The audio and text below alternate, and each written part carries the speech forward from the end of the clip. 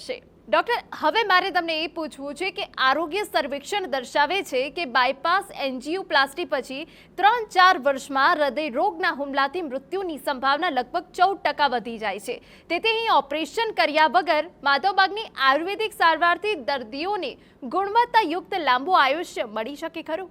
ચોક્કસ માધવબાગની જે આપણે ટ્રીટમેન્ટ કરીએ છીએ અને જે મેં વાત કરી એવી રીતના ઇન્ટરનેશનલ જર્નલને બધાની અંદર આપણા રિસર્ચ પેપર પબ્લિશ થયા છે એની અંદર ચોક્કસપણે આપણે એવું સાબિત કરી શકીએ છીએ કે માધવબાગની જે ટ્રીટમેન્ટ આપણે કરીએ છીએ, જ્યારે હેતુઓ પર કામ કરીએ છીએ, કારણો પર કામ કરીએ છીએ, આહારશૈલી, આહાર વિહાર, ખાવાની યોગ્ય વિચારસરણી, ખાવાનું બેલેન્સ ફૂડનું પરિયોજના, આ બધાનો જ્યારે આપણે ઉપયોગ કરીએ છીએ ત્યારે આપણે એવું ચોક્કસપણે સાબિત કરી શકીએ છીએ કે જે એન્જિયોપ્લાસ્ટી અને બાયપાસ સર્જરીની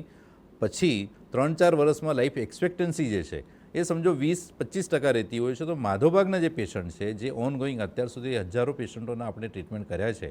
તો એવા પેશન્ટના જ્યારે પાછા રિસર્ચ આપણે કરીએ છીએ, જ્યારે એ બધાનો પાછું ફોલોઅપ લેતા હોઈએ છીએ, તો આપણે એવું ચોક્કસપણે સાબિતી ખબર પડે છે કે એવા પેશન્ટો જેમણે ખાલી માધવબાગની ટ્રીટમેન્ટ લીધી છે તો એવા પેશન્ટની લાઈફ એક્સપેક્ટન્સી જે છે 50થી 60% વધી જતી હોય છે। અને આ 50થી 60% એક્સપેક્ટન્સી લાઈફની વધી જવાના લીધે ચાન્સીસ છે કે એવા પેશન્ટોને આગળ જતાં પાછો હૃદયરોગનો હુમલો છે અથવા તો બાયપાસની જરૂર ઊભી થતી નથી, અને એવું રિસર્ચ પેપરની અંદર પૂરેપૂરા આપણે સાબિત કરી શકીએ છીએ।